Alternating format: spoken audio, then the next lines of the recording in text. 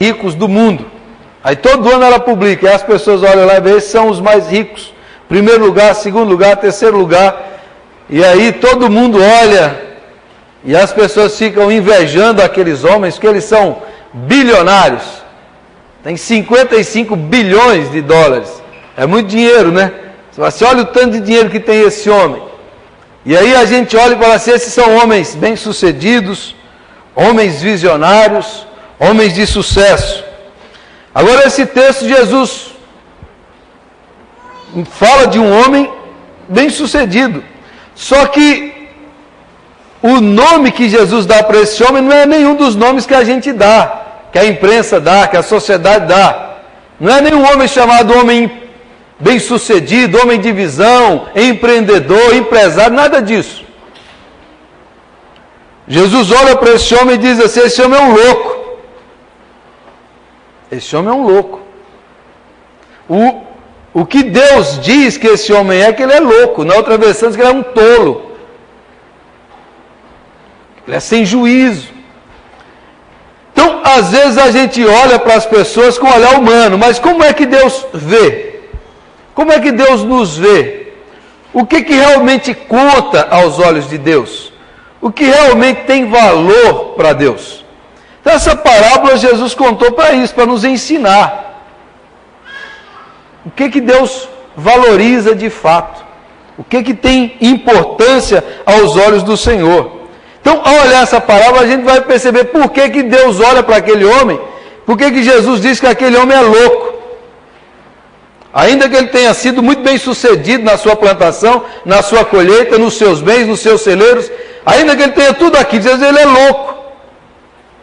Por que um homem é considerado tolo por Deus?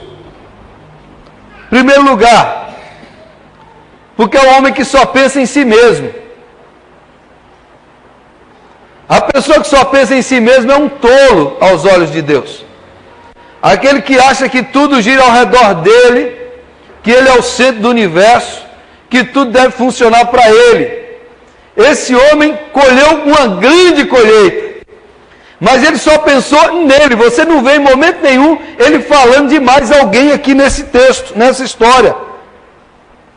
Ele só pensa nele mesmo. Ele não fala na família, ele não fala em filhos, ele não fala no próximo que porventura poderia precisar da ajuda dele, ele não fala em ninguém. Nessa parábola ele só fala dele. Agora eu vou fazer isso, eu vou fazer aquilo, e agora eu posso curtir eu. Ele pensa em si e no seu próprio bem, no seu próprio prazer, no seu próprio desfrute. Jesus diz, uma pessoa que vive dessa maneira é um tolo. É um homem sem juízo. É um homem que não se distingue de um animal. Ele só vive em função dele mesmo. Ele não pensa que aquela colheita foi dada por Deus. Ele não agradece em momento nenhum. Ele não para dizer, eu quero agradecer a Deus por isso. O texto não fala que ele agradece, não agradece ninguém, não consulta ninguém, não pensa em ajudar ninguém, em partilhar com ninguém, ele só pensa nele. Quantas pessoas hoje vivem assim? Tudo que quer é o seu próprio bem, o seu próprio prazer. Alguém já disse que a nossa era está ressuscitando, e isso é uma verdade, uma antiga filosofia grega que chamava hedonismo. O hedonismo era uma filosofia que dizia que a gente tem que viver apenas para o nosso próprio prazer. Eu tenho que viver para desfrutar, para tudo que seja para o meu próprio bem, para aquilo que me satisfaz, para aquilo que me agrada. Essa é a nossa era de seres humanos egoístas.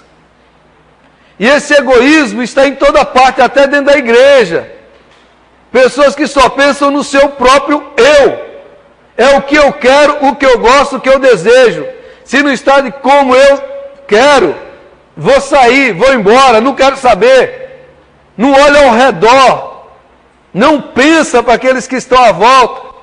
Só pensa no eu e no eu. Esse é um homem louco.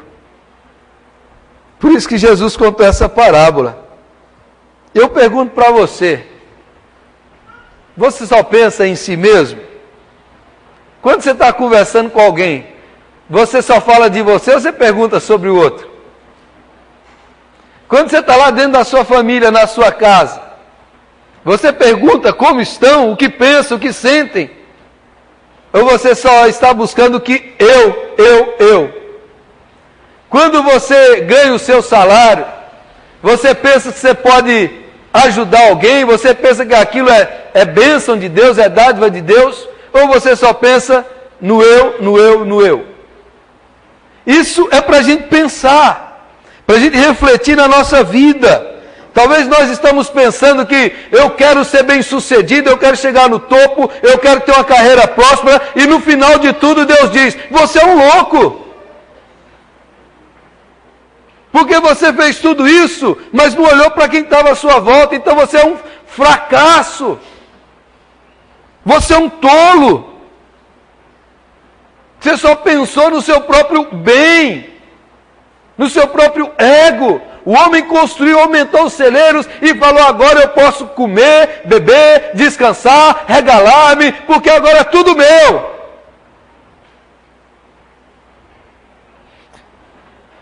O homem não agradece a colheita. O homem não para cultuar a Deus. O homem não para fazer isso.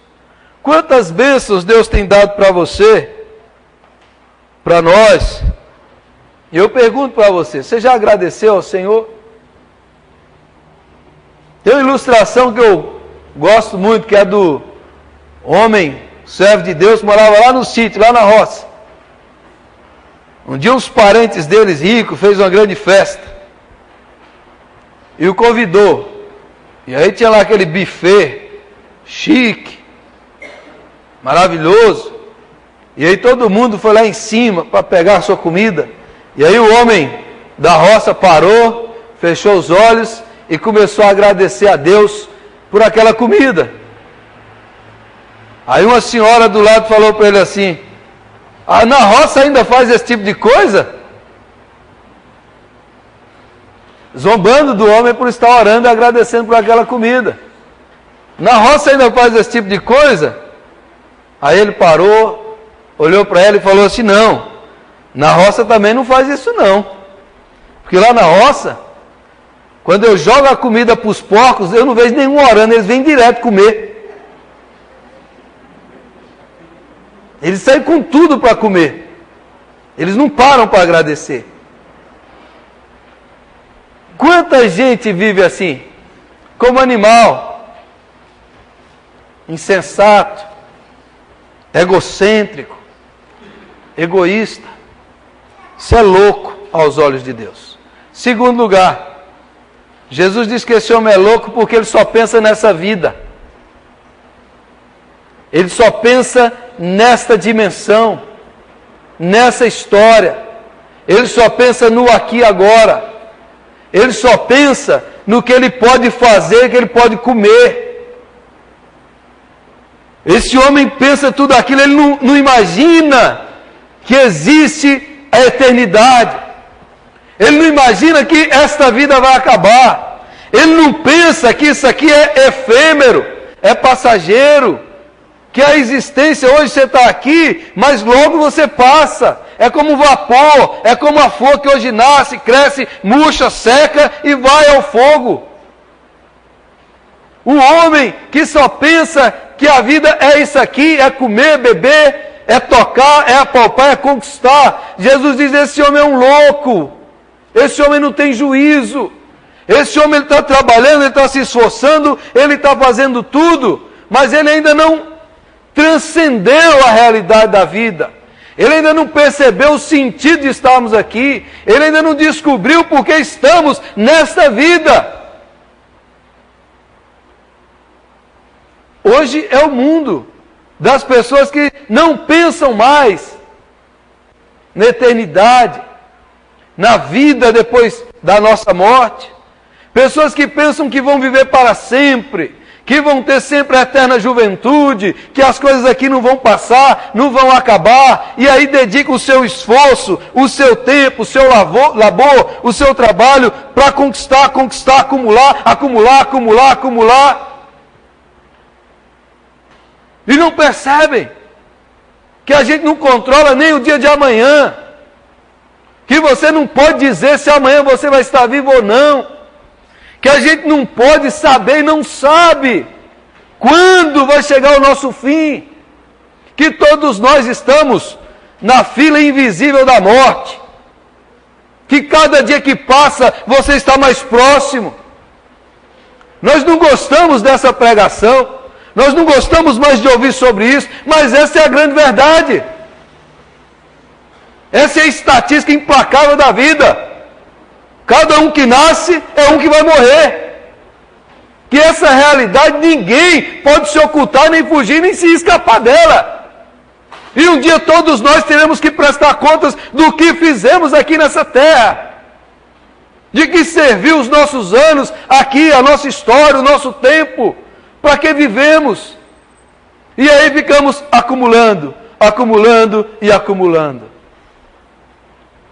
Sociólogos da religião, cientistas da religião dizem que os evangélicos do passado eram caracterizados por uma frase. E aí há uma tese de doutorado na USP que virou um livro famoso, baseado nos protestantes brasileiros, que no passado ele deu esse título, era O Celeste Porvir, que os crentes consideravam peregrinos e forasteiros, que a nossa pátria está no céu, e nós estamos peregrinando em direção à glória celestial. Mas esses mesmos cientistas e sociólogos da religião dizem que a igreja evangélica mudou. A mentalidade dos evangélicos mudaram. E hoje, eles já não pensam mais no celeste porvir. Hoje os crentes brasileiros pensam só no aqui e agora. Isso são os estudiosos que dizem. De que aqueles crentes piedosos que viviam se preparando para a glória, hoje eles estão muito mais interessados no hoje, no seu bem-estar, na sua posse, na sua conquista, naquilo que Deus pode lhe dar agora, nesse momento. E se Deus não me dá hoje aqui, eu vou procurar outra igreja que vai me dar. Essa é a marca do nosso tempo. Essa é a marca da nossa era. Pessoas cada vez mais imediatistas. Pessoas buscando as coisas que vão, que passam. As coisas que têm sentido na vida, você não pode tocar. O que tem valor na vida, você não pode pegar. Amor, graça, bondade, honestidade, justiça. Isso você não pega. Isso você não coloca na conta no seu banco. Isso você não pode comprar nem vender. Ética, caráter. Essas coisas não estão à venda. Essas coisas ninguém pode passar e vender para os outros. Mas vivemos numa era de acúmulo, acúmulo e acúmulo. Vivemos numa era em que pensamos que a nossa vida depende do ter e não do ser. De que o que é mais importante é quanto eu tenho, quanto eu posso, quanto eu devo pagar ou comprar, e não daquilo que está no nosso coração, na nossa alma, aquilo que está no nosso interior, no nosso íntimo. Pessoas que só pensam nessa vida são loucos. Uma vez eu li uma fábula de um rei que tinha um bobo da corte. E o bobo fazia grandes palhaçadas ali e o rei ficava maravilhado. Mas o bobo já estava se aposentando. Daí o rei pegou o seu cetro real, e deu para aquele bobo e falou assim: olha, toma esse cetro. Quando você encontrar um bobo mais bobo que você, mais engraçado que você dê esse cetro para ele, como um presente meu. E aí o tempo passou, o rei ficou doente, muito doente, à beira da morte. E o bobo foi visitá-lo. E naquela visita o bobo perguntou: a vossa majestade viveu uma fé que lhe preparou para a morte, que lhe preparou para a eternidade? E o rei falou: eu nunca nem pensei nisso. Eu nunca nem pensei nisso. Aí o bobo pegou aquele cetro e falou assim: vossa majestade, me desculpe, mas eu nunca vi um bobo mais bobo que você.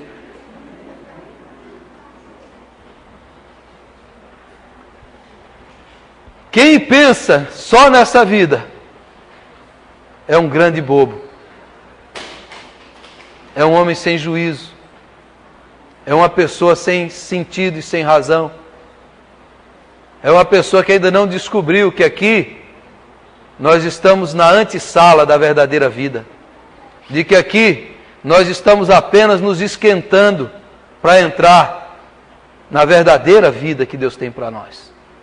E que os nossos anos voam, passam voando.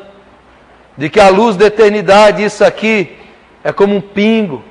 A luz da eternidade de Deus, esses anos aqui são segundos, são fugazes, são velozes, são apressados. De que não adianta fugir nem esconder, isso vai passar. Mas a nossa vida está escondida em Cristo Jesus para sempre. Essa é a que permanece, essa é a que não passa, essa é a que não acaba, essa é a que dura para sempre. Esse homem é louco, disse Jesus, porque ele põe a sua segurança nos seus bens. Nos seus bens. Ele diz: constrói os celeiros maiores, enche os celeiros de mantimentos, e diz: agora eu posso ficar tranquilo durante muitos anos. Agora eu posso ficar tranquilo e sossegado pelos muitos anos, porque olha o tanto de coisa que eu tenho, olha as posses que eu tenho, eu posso ficar seguro. E o homem coloca a sua segurança, a sua estabilidade naqueles bens. O homem coloca toda a sua confiança naqueles mantimentos e diz: agora eu estou bem, agora eu estou tranquilo, agora eu posso descansar. Mas Jesus diz: naquela noite, Deus falou com ele. E aí, irmão, de que adianta todas as posses, todos os celeiros cheios, todas as escrituras de casas, de terrenos, de que adianta tudo isso? De que adianta toda aquela riqueza, o tesouro, o ouro, os dólares, de que adianta tudo isso naquela noite? A voz do Eterno se faz ouvir, e um dia o Eterno vai chamar o seu nome, e um dia o Eterno vai falar com você, e um dia, irmão, Deus vai me chamar e vai chamar você. E o Eterno diz: isso tudo que você tem, para quem será? Para que adiantou? De que adiantou você ficar estribado nessas posses, na sua riqueza, nos seus bens? De que adiantou você ter tudo isso? Esta noite pedirão a tua alma. O que você vai fazer agora? De que lhe adiantou todo esse trabalho que você teve? Para que você viu isso? Quanta gente que coloca assim: não é isso que eu tenho, essa é a minha segurança, esse é o meu conforto, agora eu posso me aposentar, agora eu estou tranquilo, trabalhei, agora eu vou descansar. Mas e se essa noite chamar o teu nome? E se essa noite o Eterno te convocar? Ninguém quer, mas isso vai acontecer. E se eu não pregar isso, eu vou ser um mentiroso. Se eu não anunciar isso, eu vou ser um falso. Se eu não dizer para você que talvez amanhã você não esteja vivo, eu estou mentindo. Porque ninguém pode assegurar com precisão se estaremos vivos amanhã. Ninguém sabe, ninguém determina, só o Eterno é que determina. E de que adiantou todo o seu labor, toda a sua riqueza? Para quem será?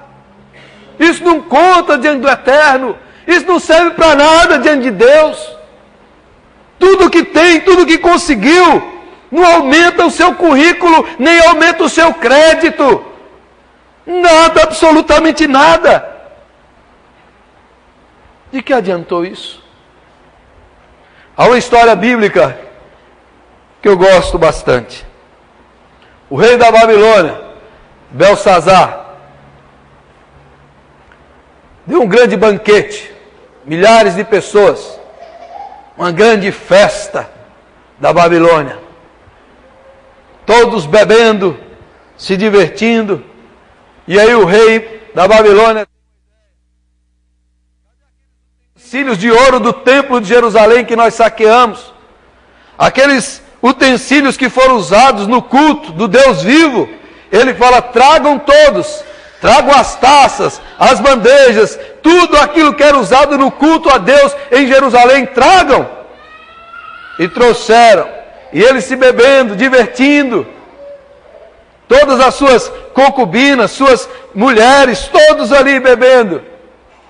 De repente, parece uma mão, como uma mão de homem, e na parede do palácio, aquela mão escreve 4 palavras: Menem, Menem, Tekel, Parsim. E a Bíblia diz que quando o rei viu aquela escritura, os seus lombos descaíram e o joelho começou um a bater no outro. Já pensou um joelho bater no outro ou não? Quando o Eterno te chamar, seu joelho vai bater tanto no outro, você nem imagina. Ainda que você seja crente e lavado no sangue de Jesus, seu joelho vai bater muito ainda. Porque diante do Eterno a gente treme. A gente treme. E ele ficou assustado e chamou Daniel. E Daniel disse que o homem de Deus dá a interpretação. Diz: contado foi o teu reino e foi tirado de ti, e pesado foste na balança e achado em falta. A balança do Eterno pesou Belsazar e falou: você está em falta. O homem tremia, assustado e apavorado. Naquela noite, Belsazar morreu e o reino da Babilônia passou para Dário o Persa. Se Deus pesar você na balança dele, balança de precisão milimétrica, e o que vai dar? O que vai dar na balança do Senhor? Pesado foste na balança e achado em falta. Você tem certeza da sua salvação? Você está preparado para a vida eterna? Você tem vivido uma vida com Deus que lhe prepara para isso? Ou não? Eu tenho um texto aqui que foi o nosso irmão Biral que me passou. E eu vou ler essa história também de outro rei, grande rei, Alexandre o Grande. Diz que quando ele foi morrer, ele manifestou 3 desejos. Ele pediu que o seu caixão fosse transportado pelas mãos dos médicos da época. Segundo, que fosse espalhado no caminho até seu túmulo e os seus tesouros conquistados, como prata, ouro e pedras preciosas, que fossem espalhados. E terceiro, que suas 2 mãos fossem deixadas balançando no ar, fora do caixão, à vista de todos. Um dos seus generais ficou admirado com isso e perguntou por que ele fez esses pedidos. E ele explicou: eu quero que os mais eminentes médicos carreguem meu caixão, para mostrar que eles não têm poder de cura perante a morte.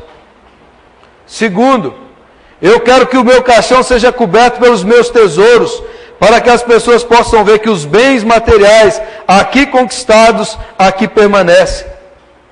E terceiro, eu quero que minhas mãos balancem ao vento, para que as pessoas possam ver que de mãos vazias viemos e de mãos vazias partimos.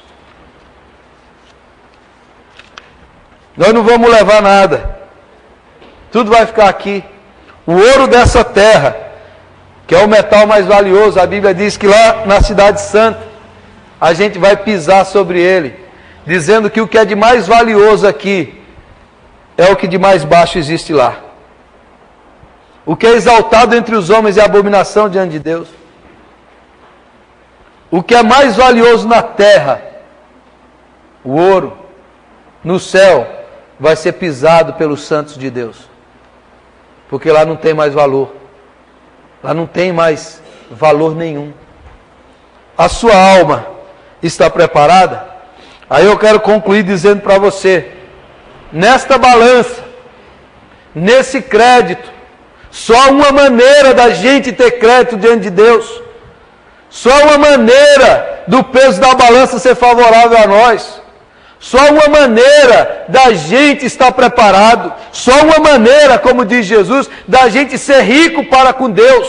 Só uma maneira da gente ser rico aos olhos de Deus é quando a gente abre o coração e diz: Senhor Jesus, entra na minha vida, perdoa os meus pecados, dá-me o teu sangue, a tua justiça, a tua salvação, eu preciso de ti. A única riqueza que abre as mansões celestiais para nós é a justiça de Cristo, é o sangue do Cordeiro de Deus que tira o pecado do mundo. O nosso crédito só pode ser dado pelo sacrifício que ele fez na cruz do Calvário em nosso lugar. Amém? Esse é o caminho, essa é a salvação, essa é a solução. Eu pergunto para você, se Deus chamar você hoje, você pode dizer: sim, Senhor, eu estou pronto, eu estou preparado, eu estou apto para ir, porque o Senhor Jesus já pagou os meus pecados, e a justiça dele me foi imputada pela fé no seu nome, e ele é o meu Salvador. Amém? Quando você chegar naquele dia, eu vou dar uma dica para você, não vou cobrar nada. Preste atenção nessa daqui. Quando você chegar lá, e o anjo do Senhor te parar, não vai ser São Pedro não, vai ser o anjo. O anjo vai perguntar para você: por que você quer entrar aqui? Para entrar aqui você precisa de uma senha.